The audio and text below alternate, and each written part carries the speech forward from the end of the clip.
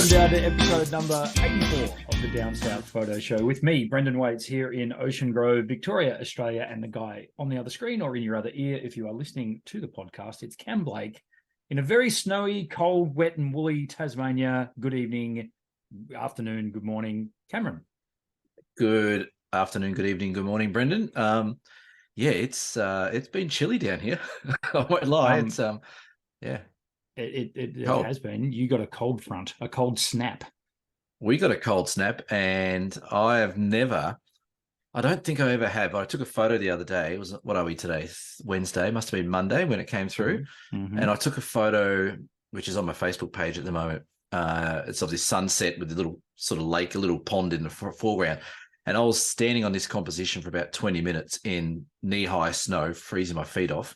And the actual tarn or the puddle in front froze over as I was standing there. And I don't think I've ever seen that before.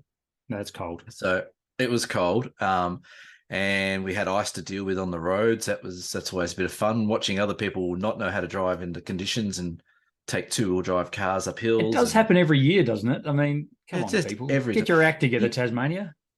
You know what's stupid down here? Like, you go to Victoria and you go up any mountain, you've got to have chains in the winter. Mm-hmm. Down here, chains are like fourth on the list. So you've got to have a car. You've got to have, something to eat. Beer. You've got to have a two-wheel drive car, and then maybe you might take chains and do that. But it's weird. It's not an emphasis down here. Which is funny because, whenever you go there into the wilderness areas, particularly anywhere that's elevated, they bang on ad nauseum about being careful with hypothermia and how quickly the weather can change. Yes. And, yeah. But don't worry, if you get stuck in the car, you'll be fine. You've got some steel and glass around you, you'll be fine. And you know what? It's not fun to say, but it does happen a bit down here, is the locals just don't care. So, you drive along and you see, you can tell the tourism cars, you got like the hire cars, got a little barcode on the back window. Yes.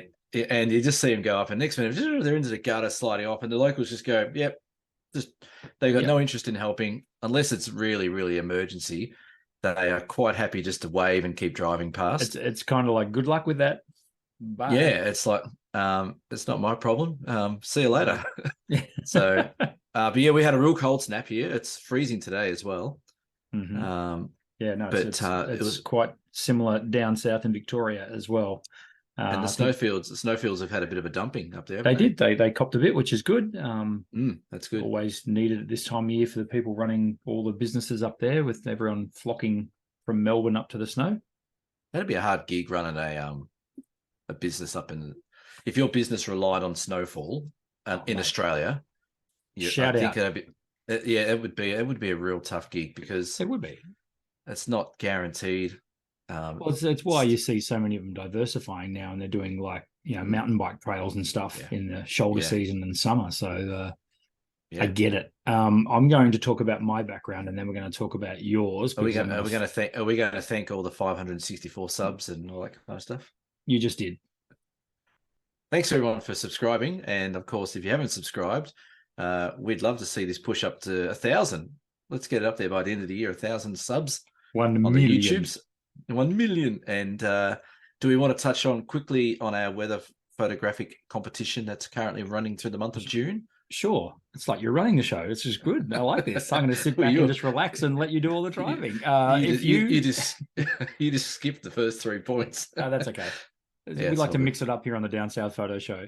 Yes, our weather photo comp, which is running through the month of June, which means we'll sneak one more episode in, maybe, unless you're anyway, we'll see. Maybe, but we'll certainly spruik about it. We've since the last episode, everyone's woken up and gone, oh, okay, I can win $200 from Brendan. That's right. And they've just piled on into the competition, and there is. Now, let me be clear: you don't win $200 from Brendan. You win a $200 gift voucher. Ocean Grove camera and photo. Is it not transferable? No, what is it? Not redeemable for cash. Not redeemable. See terms and conditions. Not valid in South Australia. So having a look through here, I reckon we've got close to 50 entries now. You flagged an entry with me the other day, and I'm glad you did. That's an amazing photo. Yes. So, but yeah, we're cracking along. We've got plenty of entries there. But don't fret. You've still got another, as of today, you've got 9 days left. So probably another week by the time this comes out. But we've got everything. We've got weather, we've got rain, we've got dust storms, we've got rainbows, we've got massive seas, we've got we could do our auroras, we've own got fog. Down South Photo Show viewers weather calendar. Yeah. We've even got some hoarfrost. I Beg love your pardon? hoarfrost. Hoarfrost. Okay. Hoar frost. Right. You know when all the trees just go white and they just freeze? That's called hoarfrost, is it? It's called hoarfrost, yeah. I was And today it's years old when I found that out. Yeah, it's a bit of a phenomenon when it happens because the dew points and the conditions and the air temps all have to marry up for it to happen. But we are cranking along with this competition. And you know what? I think this is going to have to be a regular feature. I think we're going to have to run a monthly competition, and you just have to keep giving away money. And I think I just gave birth to another idea, but we might need to discuss it off air. Anyway. No, let's do it now. I just said we could do a weather calendar. We could. Oh, you want to do a weather calendar? Well, we could pick the top 12 and have a calendar for people to feature in. Anyway, yeah. Well, that'd save us. That's a good idea. Let us know. Well, the best thing about that is that we don't need to worry about. We've got all the images there. We just sell it. And That's right. We That's have to what worry people about do these days. They just give away their images for free, right? Yeah, that's it. No, we won't. We won't be as stealing we discussed images about around. 10 episodes ago. It's not what we do here. That's not. Maybe other podcasts, but not this one. No, definitely other podcasts. I'm going to briefly talk about my background. Should I go full screen? Do it. Okay. Well, there now I've disappeared and there. So this is a part. I don't know if I used this as a background before. I might have. Anyway, it doesn't matter. I don't know. Maybe not. So this is the northern side of the Bellarine Peninsula, Cameron, one that you may or may not be overly familiar with. So this is over at a place called Clifton Springs, which is Drysdale, Clifton Springs, St Leonard's, Indented Head, all these areas over there. Port Arlington, how could I forget? Anyway, this is the remnants of an old jetty that used to run out here. Used to be used for loading of produce and stuff on the Bellarine. And there's about 4 of them, but this one's really easy to access. Like you literally got a car park 50 meters from here. So quite often I'll come to this location. I think I might have even ridden my bike over for this one, but I get over there quite often and you take a number. There's about 4 other photographers there with their tripods taking this exact same photo. So if you do happen to get a good sunset, kind of got there, it's everyone really jockeys for position. It doesn't face sunset though; it faces north. So the sunsets, as you can see, off to the left or out to the west there. So it's a little bit tricky that location to get the photos. So it is a good spot though. And the reason I'm using that as my background is because today a lovely person bought a gigantic canvas of it off me. So nice. Is that horizon straight? Just want to make sure Probably that not. horizon straight. No. I'm putting them up crooked on purpose now. And every time a certain photographer posts a photo, do you think I'm not going to scrutinize that horizon? See, they've made a rod to their own back here. Yeah, you know what they did though? They're lazy. That's what they are, because a lot of their images that they post up don't have horizons. Don't have horizons. I noticed. I've been waiting for one. And I'm getting the plumb bob out. I'm getting a spirit level on that sucker. Yeah, you're not going to get it, but I reckon we can get them on other technicalities. That's for sure. Yeah, that's right. Exactly. That person will remain nameless, but they are an award-winning photographer. Which, like I said, it was low-hanging fruit, but he decided to pick it, and that's fine. Yeah, he did. Yeah, and now you've said it's a he, so that gives it away. They're an award.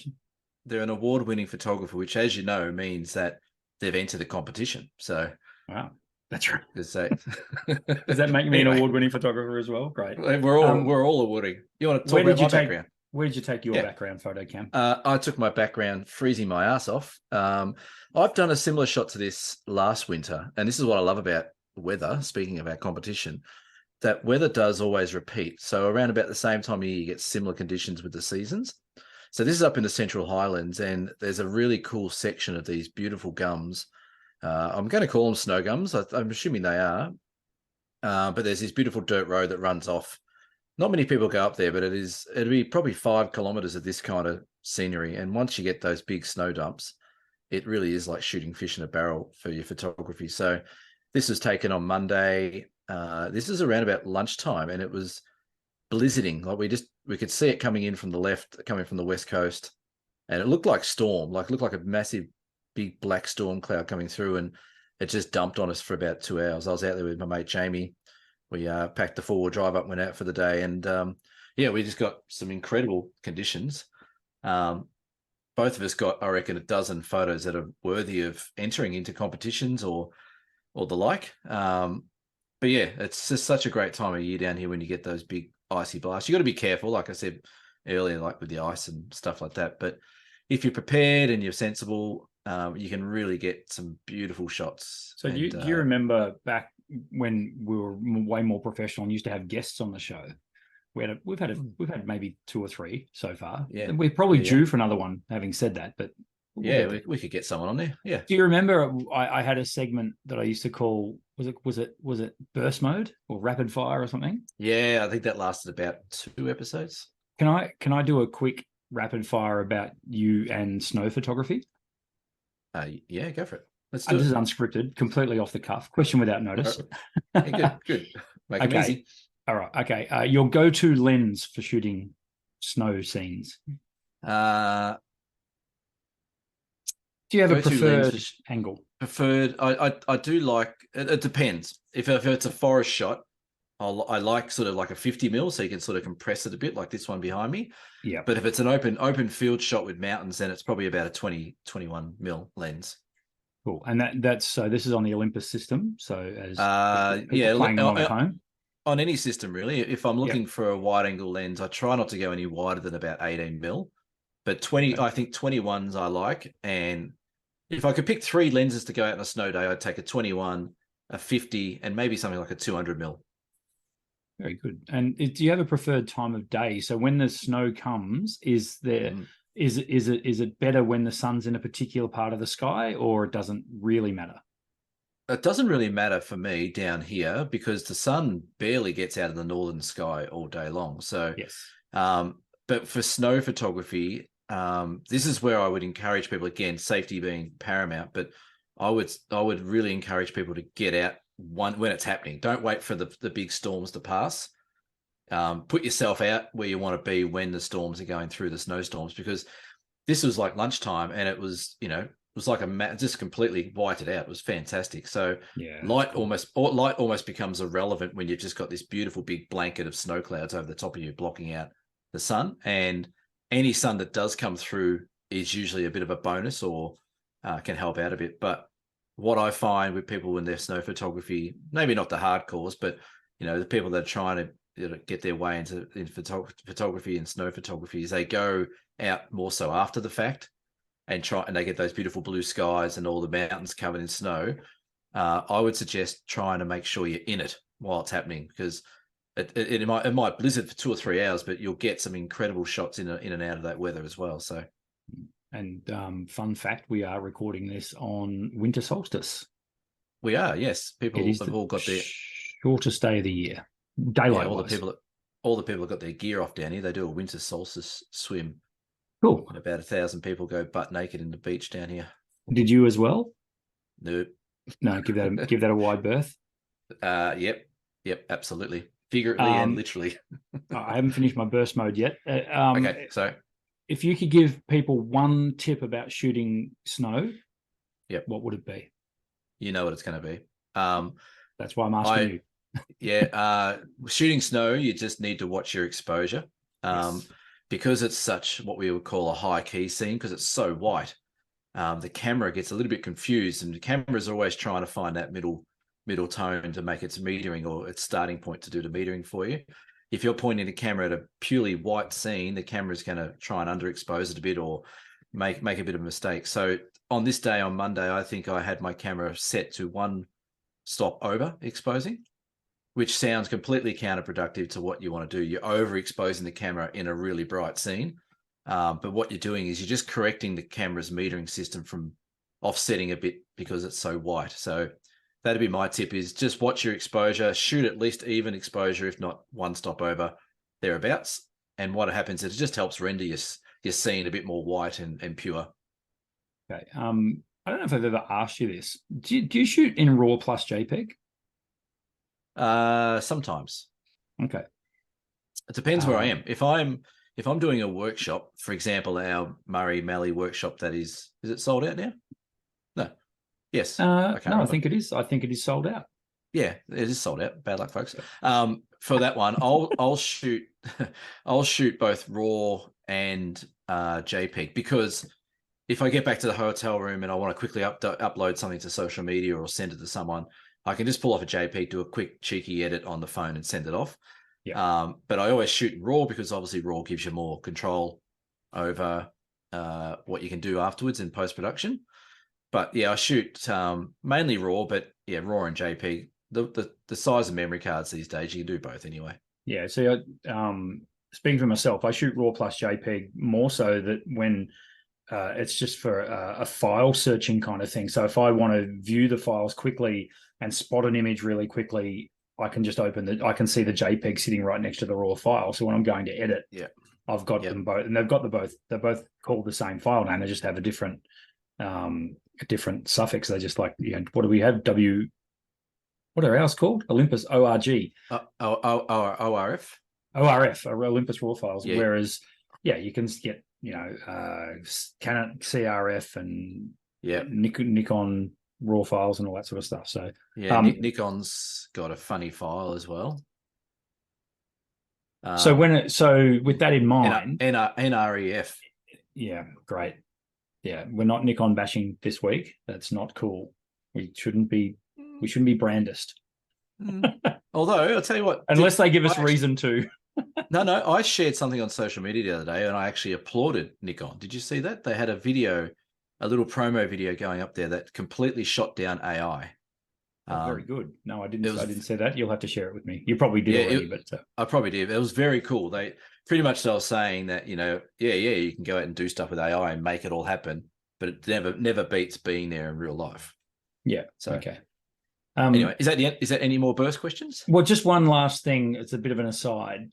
So when you are shooting in JPEG, obviously the image goes through the image processor. Do you worry yourself too much with things like white balance? No, never. Yeah. No. Yeah. So you're just an auto white balance kind of guy. I am an auto white balance kind of guy. And I can tell you now, I process, my little tip to people as well, how I process my shots is with color balance. It's called color temperature, obviously, because it's rated in kelvins and all that kind of stuff. But I actually take that literally, as in what temperature was I feeling when I was out shooting. So if I was shooting this and I was freezing cold, I tend to push my color temperature a little bit to the cooler side, because it's a cooler scene, it's cold. So I that's one way I remember how to adjust my color temperature. Is that if I remember standing out in the snow, or if I'm on a beach and it's really hot, or I'm up at Kakadu or something like that, I'll generally push the color temperature to the temperature I was feeling as a human, not so much as the color and the light. So a lot of my snow stuff is always in post-production. You're talking in post-production. Yes, I still shoot. Yeah, still shoot auto, but then adjust it afterwards in accordance to how I was feeling. If I was freezing cold, it'll be a bit bluer, a bit cooler. If I was a bit hot, it'll be the other way around. Yeah, because the way I teach beginners in particular who don't really need to know too much about RAW files, I do encourage they shoot them, but I don't bang on too much about RAW files, is I do get them to play with the white balance settings in camera before they take the shot, purely so they can see the effect that it has, so that they get their head around, when they do come to editing RAW files down the track, what it actually means and the difference it can actually make to your image. So, and also if you shoot JPEG on the correct color temperature, so correct white balance, so if it's daylight, you shoot in daylight white balance, you've got a good reference point to come back to as well. It's going to be, the JPEG will be more color accurate, but you've still got all that detail in your RAW file to manipulate. So there you go. Didn't know this was going to be a workshop, did you? No, I didn't. No. My little cautionary note to that is, I see it a lot where you go up to people's cameras on workshops and say, "Oh, hey, you going good?" And the first thing I notice is the color temperature. And I'm like, "Oh, cool. What color temperature are you shooting?" And they're like, "Oh, I had it set for cloudy. Yesterday it was cloudy, and now I've got it." So I find that sometimes it can trip people up a bit with color balance. But it is definitely good to understand. I think it's good for people to understand what color temperature represents and what the numbers and kelvins mean and things like that. And, what daylight temperature is and all those kind of things. So it's handy to know, but I'm a bit, I kind of get people looking at light as we're shooting and recognizing the change in light. Yes. So much so that the other night, so I did my landscapes and seascapes workshop on Saturday, and the light was changing so quick, and it was great because I would literally be mid-sentence explaining something, and I'd just stop and go, "Light just changed," and it was amazing how few people actually noticed it change. Okay, and it's literally just the cloud slipping, the sun slipping behind a cloud that changes color temperature. When the sun hits the horizon, that changes color temperature, all that sort of stuff. So we had the other night when I was out shooting with Jamie in the snow, we waited in this snow bit where the little tarn froze over, and it was a bit like your shot behind you. It had that pink and purple in the sky, and we were freezing, like we were bordering on getting too cold. And I said, dude, let's just give us 15 minutes more because we're going to get that afterglow and that purple magenta pops up in the sky. And it did it. And it changed within, it was a 6 or 7 minute bracket of that color coming and then going. But it made the shot. So, it is train yourself to watch light change. And the more you do it, the more you'll see little subtle changes that we normally do as well. Yeah, and the reason I make a song and dance about people recognizing that the light has changed, it should also then trigger you to check other things that you might have changed. For example, ISO. So exactly what you said about white balance, it's the same thing. People will go out and shoot astro, and then the next morning they're trying to shoot the sunrise at 26,000 ISO. And it's like, why are these photos looking so crap? Why am I getting 8,000th of a second shutter speed? Yeah, that's crazy. And the sun's not even up yet. My camera's amazing. No, that's there's some good tips in there, like especially, and I think it comes back to the whole idea of understanding your camera and settings. Like we can all read in YouTube and stuff like that, but nothing beats getting out there and just constantly going through the motions with your camera. So many people, on the workshops we did the other week, people go, "Oh, I haven't had my camera out since the last one." Like that's 6 months ago. Like, "Oh, yeah, okay, I need to get out more." Well, yeah, if you want to get better at this, you need to practice. And I always encourage people to take their camera out in the car with them wherever they're going. If you see something on the side of the road, pull over, take a shot. Just get used to going through the motions, and then the more you do it, the better you get. Yeah, I tell people, like on cold winter's nights when you might be watching, I don't know, the Ashes, you could sit there and have your camera and just literally, this is how I change ISO, this is how I change white balance, this is my aperture, this is my shutter, blah, blah, blah. And just, and the analogy I always use is, when I play more golf, I get better at it. Funny about that. So, it's the old, what is it, the 1,000 hours? Yeah, it takes 1,000 hours to become proficient at something or whatever it is. But like we're sort of lucky. Why am I still so shit at golf then? I know. Well, we're both shit at golf. That's the one thing that we have an advantage over people is that we do this as a living and we get out a fair bit. Like I get to the point where I think I'm shooting too much. I actually get out and everything just becomes too repetitive and. I've been to this spot before, and I could see that happening. Yeah, I could see that happening. I mean, conversely to when you at a scene and you at a location and you have photographers block, you can also have the converse, which is overdoing it. Yeah, I in the last month, I reckon I've had a bit of that. Like we've done workshop after workshop after workshop, and any sort of downtime of wanting to go and enjoy my photography. I've got out there and I've done it a couple of times. I've driven for an hour and a half somewhere and come home. I haven't taken a photo. I'm like, it's a nice drive. So you can overdo it as well. So it's funny though, isn't it? Because you get out to, like, you might take a 2-hour drive and then you feel like compelled.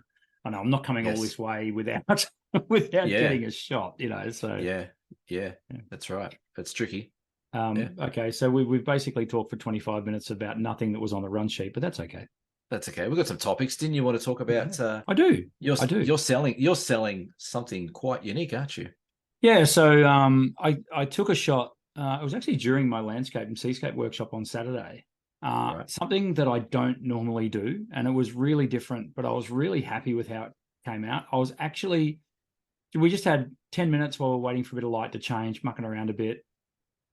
and then it sort of the phrase fine art photography came to me, and I'm like, okay, what the hell does that mean? But the scene I was looking at just screamed fine art photography. Some people might call it still life. Anyway, it's a shot of. Will I put up on the screen? I'll put up on the screen. Here it is right now. There it is there. And it was, it was just really cool light hitting the side of some grasses. It's winter, so the light's really low. It was really high contrast. So I used spot metering just to read the light off the blades of grass, which of course just turned the background right down. So it really made the grass pop away from the background, which is a shot I love doing that kind of photography. Anyway, I got the frame, looked at it on the screen. It's like, that's pretty cool. And then just sort of logged it. I'm going to have to look at that photo later on. Anywho, fast forward to this week, and I'm going through those photos. I put up on the screen, and it's actually really sharp, and it's kind of cool. And I thought, right, I'm going to sell this, but I'm only going to sell it once. So, and that's where I wanted to leverage off that fine art photography thing. You know, photography by its very nature is we can reproduce prints literally in infinite number of times, as many times as you like. And we've talked about it before on the show, that how that can sometimes devalue the work insofar as it's not limited edition. And of course, a painter only paints a piece once, that they can't sit there and paint it again exactly the same, whereas we can reprint it exactly the same. And the big difference there is I can limit how many are sold. So in the case of this piece of fine art photography, for want of a better phrase, I'm selling it once. Right. And I'm putting a hefty price tag on it. And it's not so much, you know, testing the market or anything. I'm just, I suppose it is. I'm curious. I've never tried this before. I've had a little bit of feedback about it already. Nothing negative.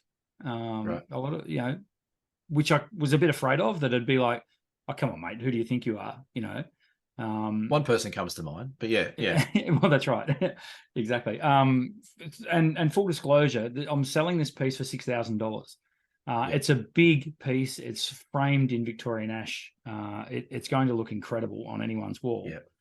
But it's going to be 106 centimeters by 155 centimeters. Yeah, so it's vertical print. So it's 1.5 meters tall by over 1 meter wide. It's big. It's on canvas, and as I say, it's going to be framed in the Victorian ash frame. A quick little summary for people that aren't watching. So the guys are listening on the Ever Growing podcast. So this is a shot of some sort of grass by the ocean, or seagrass, or whatever you want to call it, or coastal grass.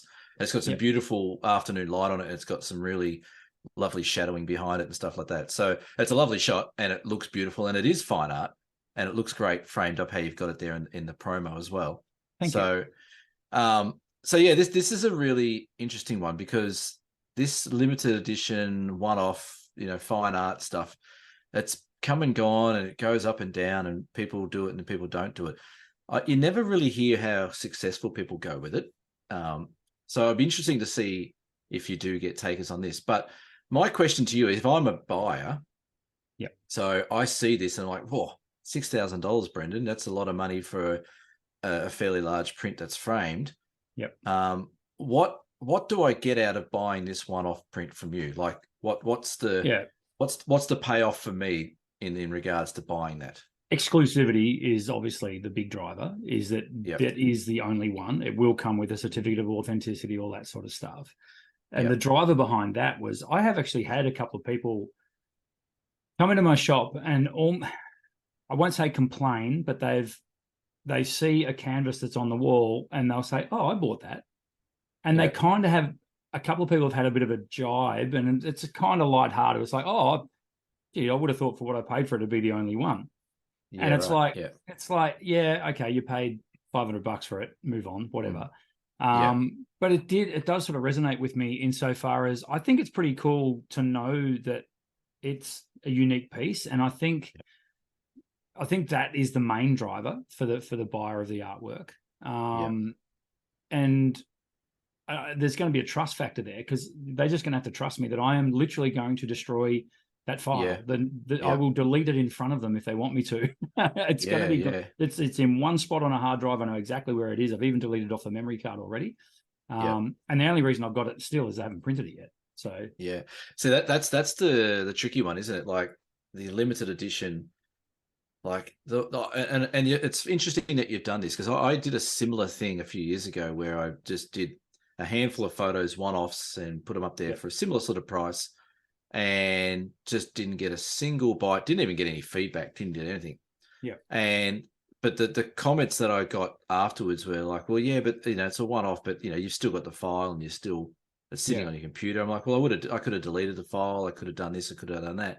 But the other one that people did feedback was, well, but why would what's the benefit of me buying a Brendan Waite's piece of art? Like, is it going to go up in value? Is it an investment, or is it just a purchase on something they like the look of? Like, it's a tricky one. So if someone comes into the store and they're sort of itching to buy it, what's the sales pitch that you give them? You've obviously said the exclusivity, that word, bloody exclusivity, that they're going to get a one-off. But are you selling it as an investment for that person that's going to go up? These are the questions that need to be answered, and part of the reason I'm doing this very exercise is, I would like to think that it is an investment, but particularly given that we're printing it on archival quality canvas. It's going to and the certificate of authenticity will explain that as well, that it's going to last. It'll outlast us 5 times over. And that's not to say that I think I'm worth it, or that I think that people should be investing in my photography. That's not the case at all. I don't have an ego like that. It was more, I think I mentioned it to you at the time as well. It's okay. I can sell this one piece for $500 and sell it 10 times over 5 years, or I can try and leverage the dollar value of it by selling it once, and get that money that I would get over 5 years, get it in one hit. So there's a financial side to it, no question. I mean, obviously there's a financial side to it. How did I come up with the price? I have no idea. I actually had a figure in mind and laughed at myself, so I came back a bit from that. This is, mate, it's purely an exercise in testing the waters. It's scratching a bit of an itch, I think. Yeah, okay. Yeah. Well, it's interesting. And like I said, you see a lot of limited edition prints going everywhere, and like Ken Duncan limited edition prints and Steve Parrish, and there's all these limited editions. But I'm with you in a way. I think the one of one works. Yeah, I think that's the only true limited edition in photography, can be one of one. Yeah, that's right. And it relates back to what you're saying about the painting. They only paint the original once, and then they obviously reproduce it as a print or whatever. But the original image is always, or the original painting is always worth the most. So I was of the same. I when I tried it a few years ago, it was going to be one of 5 or something like that. But I think the one of one works better. And it'd be interesting to see. If anyone. I honestly don't think it'll sell. And that's fine too. But as I say, I just need to find out if this sort of thing has a place. And there are photographers that are selling pieces as big as that for way more than $6,000. So, and not limited to one of one. Will you put it in the shop, or will you only print it once it's sold? I think I'm tempted to put it in the shop. I don't know whether I will. Because I can picture it being like, I know the front of your shop. I can picture it being like a center masterpiece with nothing else around it. And that's it. I think having it in the flesh might push you in the right direction. The only issue I would have is that would then become one piece of artwork in my shop that is 10 times the price of anything else that I've got in there. And then you run the risk of, a person comes in, I've got, I'm busy. They say, how much is this? I say $6,000. They laugh in my face and walk out. And that and that I'm prepared to wear that. I mean, when it's on a website, there's that anonymity. They're laughing, but not in my face, so that's fine. Do you know what I'm saying there? Like, I don't want people to. I don't want to come across as some wanker that thinks he can. All my pieces aren't $6,000. It's just this one is. That one over there is, $600, but that's going to be the 95th time that I've sold it.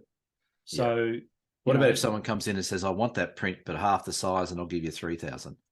They can't have it. I've got to stick to my guns. I've Yeah, got to stick to my guns, because and to be honest, Cam, that's why I chose an image like this. I like it. I'm really proud of it. I think it's a cool shot. But it's something completely different to what I do. I've never have I ever done this sort of thing, printed it, framed it, anything like that. So look, it'll be interesting, and I will keep Down South Photo Show listeners and watchers posted on what happens with it. Look, I'm going to leave it on my website for 12 months. Okay. That's how long I think it would be a good time to test the waters on it. I think that's how long it needs. And see if I can stir up a bit of interest and just get the conversation going. It'll be fascinating.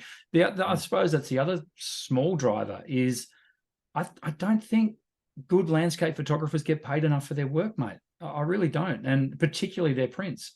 So if this can in some way, drive pricing a little bit more in those photographers' favor, then hey, I'm all for that too. It's because we're battling with the IKEAs of the world, and we're battling with the Harvey Normans of the world. You've been to a Harvey Norman furniture store? I try not to. I know, but like you go in there and they've got these mass-produced prints. I guarantee you the photographer's getting jack squat out of it. Yeah, that's right. They get nothing out of it. No. But this is I've had this conversation with mates as well. Like, we're our own worst enemy, photographers. Like we class ourselves as artists, and we're a specialized artist. We're not, we're not a painter. We're not a musician. We're not a sculptor, or whatever we are. We're a photographer. So why the hell can't we sell our art at $6,000, $10,000, $20,000, $50,000 a pop? Yeah. Why? Just because everyone takes photos doesn't mean everyone's an artist in regards to photography. So, but we kick ourselves in the backside a bit, because everyone just sells stuff for cheap, and we don't seem to have an identity anymore as artists. We're just photographers, and all we do is just take photos of things we see and things we do.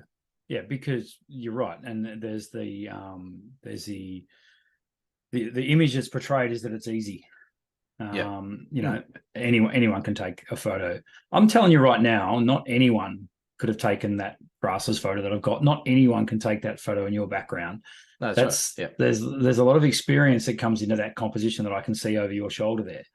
You're right. Why is it sold so short all the time? Yeah, that's it. And like maybe we need to stick up for ourselves. It's the same old. Like I put up a post tonight about housing pricing around Australia and how it's killing everyone at the moment.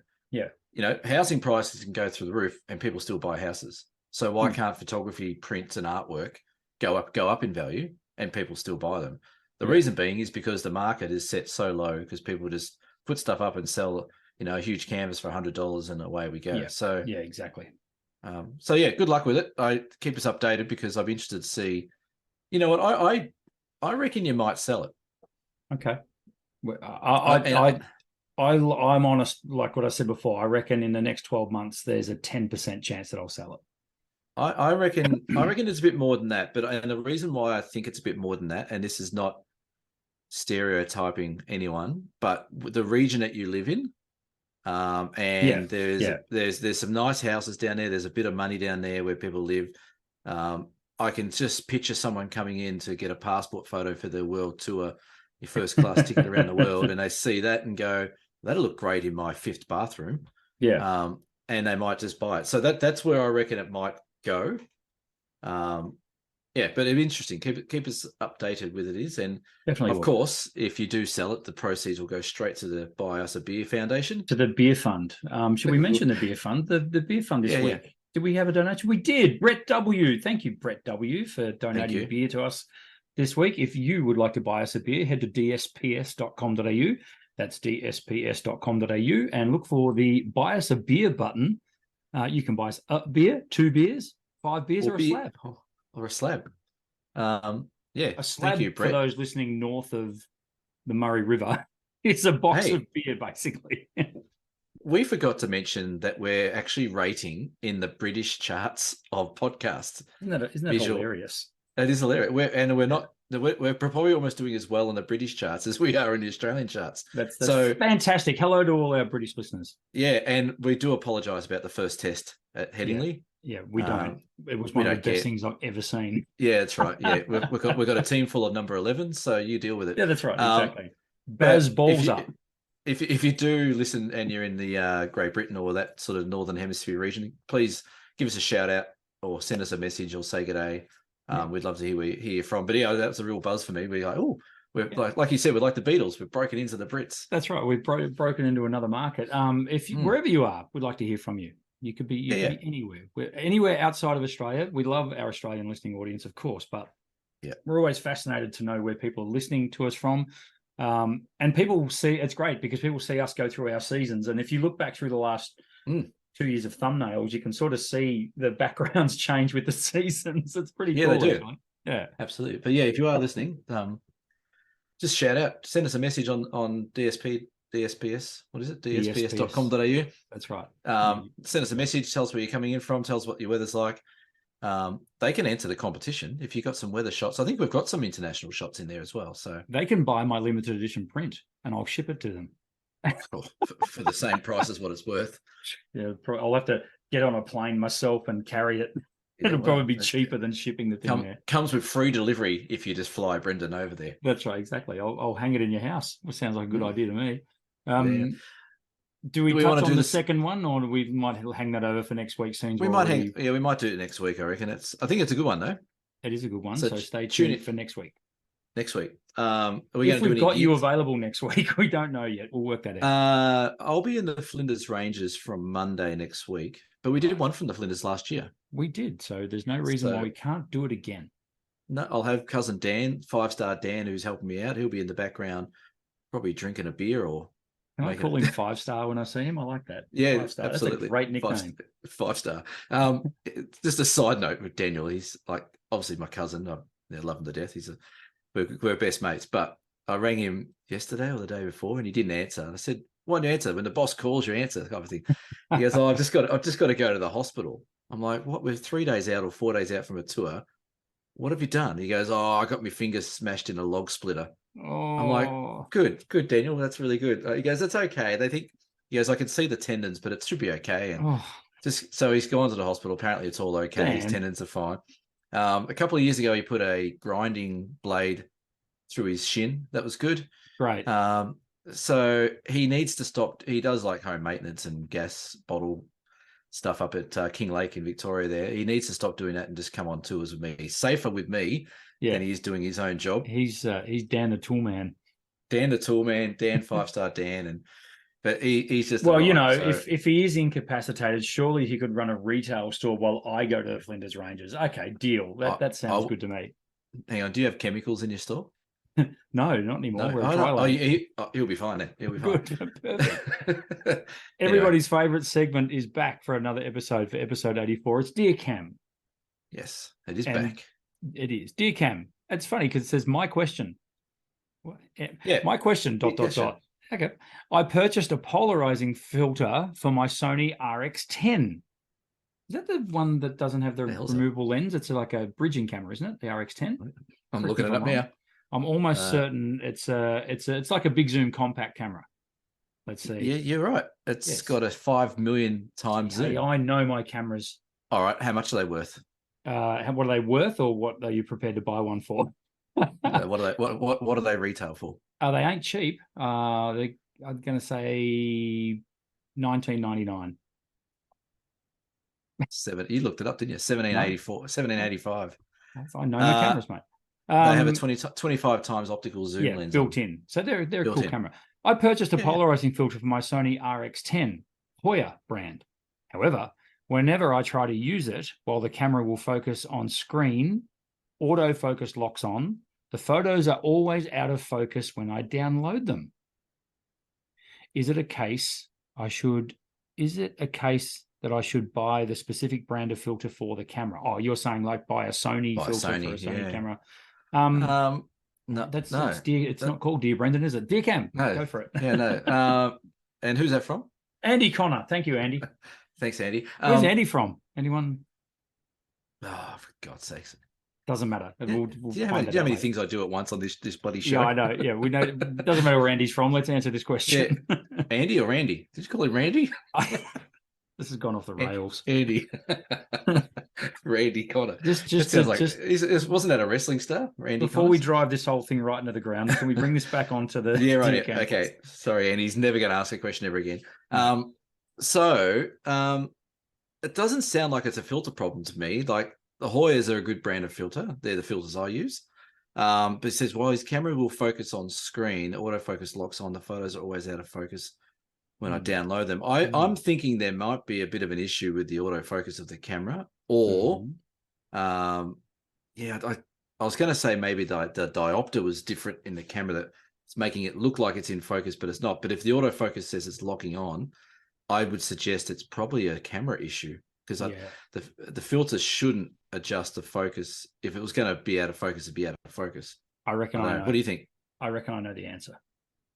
Okay, you might know more because you obviously know the camera, but no. I personally, or Andy, slow shutter speed. Yeah. So I think what's happening here is that Andy is putting a polarizing filter on in already low light conditions and not compensating for that. Now, what I mean by that is fitting the polarizer is going to cost you sometimes 2 stops of light, which means you might be getting a shutter speed below 1/60th of a second, which, as anyone who's done one of my workshops knows, that is alarm bells. If it goes below 1/60th of a second, it's almost impossible to hand hold a camera steady enough. So I'm going to guess, Andy, what you're doing is you're looking at the photo on a big screen, so you're enlarging it up. On your small screen, on your camera, it probably looks okay. But when you go and put it onto a PC or a laptop, a bigger screen, it looks out of focus. But what you're actually looking at there may be camera shake. It might be blur. Yeah. You might need to invest in a tripod, my friend. The other thing as well, I think you might have hit the nail there, because if it's a 25 times optical zoom in a compact sort of, not a compact camera, but an all-in-one camera, it won't have the fastest lens. It won't be like a really wide aperture. So I would suggest that when he's focusing, that it'll lock on focus and look sharp on the screen. And when he presses a button, like you said, it probably looks pretty good. But when he brings it back on his home computer, so yeah, maybe it is a bit of camera shake. If it's not checked, so when you're editing on things, you could easily just check what the shutter speed is in your exit data or whatever it is. If you're getting, like Brendan said, a 60th of a second or slower, then most likely it's camera shake. And then don't worry about getting your camera fixed, just get a tripod. But if it's like 1,000th of a second and it's still blurry, then you might need to go get that checked out. Then there's an issue. Exactly right. Yeah. Cool. Tripods, by the way, don't instantly solve camera shake. Tripods plus self-timers or remote shutter releases do. So just bear that in mind, because you need, even when you push the trigger to take the photo, you need time for your camera to stabilize, particularly at the bigger zooms. One thing about the RX10, and again, this is without Googling, but I believe at the widest angle, it's f2.8. No, it's not. So maybe that was the RX100. No, it's 2.4. 2.4, it's even better. There you go. Yeah, so it has a Zeiss Vario Zona, whatever that is, a 24 to 600 mil, 2.4 to f4. So it's f4 at 600 mil. That's impressive. That's bloody impressive. That's why it's $2,000, but it's very good. I had one in my shop. Yeah. I don't think it was an RX10. It might have been the RX. Anyway, it was similar. They're really cool. I like them. I think they're actually underrated. There's a couple of downsides. They've got APS-C size sensors and all that sort of stuff, but they've got bloody good lenses, good glass on them. Yeah. They don't have any. I'm just checking if they've got any image stabilizer or anything like that. They would have to have. They would have to. Wide angle density. You would think so, being Sony. Streamlined focusing. It's a Sony. Doesn't seem to. Oh, okay. Maybe it doesn't. Hey, anyway, 2.4. Do you need it? Yeah, those two things, Andy, I would be checking out just to see. So check the shutter speed of your files. If they're really quite low, then that could be an issue. If they're quite high, then the issue is probably more to do with the camera. But I would say we're on the right track with the shutter speed. And last but not least, Andy, just keep a look at your ISO as well. You might be looking at grain and thinking that it's actually blur. So there's that too. So lower ISO as well. So there's a few factors going on there, but as we said, if you check all those things in your EXIF data and it still looks like it should, then there might be an issue with the camera. If you have a DearCam question for us, please send it in to us via dsps.com.au or via our Facebook page. just entitle your post Dear Cam and we'll do the rest, or send us a DM? Get down in our DMs. Yeah. Hey, there was a bit more to Andy's email. It is a polarizing filter. Yep. Which is a focus problem question. He said, I love the podcast, so relatable on so many levels. Perhaps as two, I am middle-aged, and dare I say, a tad cranky too. Yeah, nice one, Andy. We're feeling you. I only found your podcast a few weeks back, about halfway through catching up. So there you go. Good stuff. Nice one. Welcome aboard, Andy. Good to have you on. Yeah, absolutely. Yeah, and we love it. So more questions, the merrier for us, would be awesome. Yeah. We did the beer donation. So Cam, now you're off to the Flinders Ranges. Yes. Now, is this the same? Dan. Yeah, that's right. In the 5-star Dan. Is this the same, basically the same trip that you did October last year? So I do two of these a year. So we do one in June and we do one in September. Yep. So so this is the September. This is the June, July one. Yep. And then we go again in September. So awesome. So yeah, I'll be up your way on Saturday morning, as we we're discussing. Yes. And then I've got to go pick up. Do you have places Daniel left for your September one? Good question. I think we don't. We might as well plug it while we're at it. Yeah, let me have a look. I don't think we do. I think it's sold out. But look, if there is a spot there, I'll let you know. No, we're sold out. Okay. Are there any other of your workshops you would like to plug while you have the floor? We've got the one we're doing next year, the Tarkine to Cradle Mountain one, which is April next year. That has one spot left.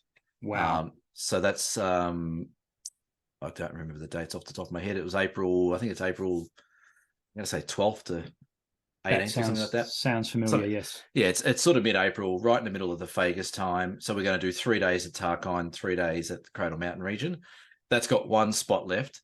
I do have a Cradle Mountain winter one, speaking of winter, which is coming up in early August, that I haven't had any takers on. I've had a couple of inquiries, but no takers on that. So that one is from the 4th of August. That sounds pretty awesome. And it looks like it's going to be a cold winter. So you're probably going to get some pretty good winter wonderland shots. 4th of August to the 8th of August. I'm happy to go with just a couple of people because it's such a magical time to go up there. But so that's all good. What else have I got? I've got a Bruny Island workshop, a 3-day Bruny Island workshop in August as well. Oh, lovely. But everything else is selling pretty well. Like they're all going. If anyone's listening from Perth, here's a shout out to our Perth WA. Here we go. I have 2 Olympus OM days scheduled for the 9th and 10th of September in Perth. We're going to do like a big CBD walk around the river and the Swan River and all that kind of stuff. But I need people to book the places because it's a long way to go. It's a long way to go. So on the 9th of September, I've got 4 places left. On the 10th of September, I've got 6 places left. I'm going to give it till the end of June to make a decision on whether or not we go ahead with these. But if you're in Perth, you don't have to use Olympus. It's going to be a day out, just taking shots around the city. We'll teach as much as we can in the day, have a lot of fun, have a few laughs. But if you do want to try any of the Olympus OM gear, I'll have a heap with me. You can try it out if you're in the market for a change or an upgrade. But yeah, I need to get a few more numbers for those 2, September 9 and 10. They're both single day ones, so 2 days. But they've got to make it worth my while to get over there. Otherwise, I'll be donating money to Jetstar and everyone else. That's right. Which I don't want to do. Cam's workshops are linked in the description below, just by the way, the website for his workshops. The Down South Photo Show workshops can be found on dsps.com.au. I'll give one more little plug because last night, Tom Putt and I had a talk on our Franklin River. So him and I go down the Franklin River once a year. He pretty much just jumped on my tour and stole it, but fair play. So we're going down on November 10th. It's 8 days rafting down the Franklin River. It's an incredible trip. It's not for everyone. You've got to have a little bit of general fitness. If you've got a bad back, neck, ankles, knees, then you're probably out. But you go down this incredible river, you see an amazing scenes, get some photos that not many other people get. We did a presentation last night, about a 45-minute presentation. We might even chuck a link in the show notes for that as well. If people want to have a look at that. We've got 3 places left on that, and that leaves in November. So that's more plugging than I've done all year, I reckon. That's good. That's fun. I'm sure that there's some listeners out there whose ears would have pricked up on a couple of those. So, right, you're off to Flinders Ranges next week, so we'll talk to you from there next week. I am in a week and a bit's time heading up to the Mallee. I'm very excited about this. I'm hopefully going to see you there. there is a very good chance that we will cross paths while I'm there, which is great. And the reason I'm excited is A, I get to go and take photos, great. B, I get to scout locations for the Mallee Murray workshop. I already pretty much know where these locations are, but I just want to go there beforehand just to, refamiliarize myself with the different locations that we're going to be heading to. So I'm quite excited about that. Yeah, I'm hoping that we can swing by on the way back and catch up for a night or two and have a beer. Oh, you'll be able to meet 4-star Dan or whatever his fingers are. I have met him before, but it was a long time ago. And if we don't have a beer in the Sea Lake Hotel, I'll be very disappointed. Well, maybe we can meet there. That sounds like a plan. I think that's all we've got for the podcast tonight, unless you have anything more to add. No, I think that's good. Like I said, make sure you get your entries in for the June weather competition. There's a lot going on, isn't there? There's a hell of a lot going on. This show's got bigger than we ever thought it was. Make sure you go check out Brendan's $6,000 one-off print, one only. 5,995. That sounds better, doesn't it, than 6,000? It does. And yeah, make sure you get your Dear Cam questions in. Beer donations are always welcome. I'll see you in the Flinders next week. I'm almost running this show now, and I'm becoming the host. That's it. I'm redundant. Never. We can't. You've got the intro down, Pat. I can never. I could say it in my sleep. Thanks for listening and watching episode number 84 of the Down South Photo Show. We will see you for episode 85, which kind of sounds like a milestone, but it probably isn't.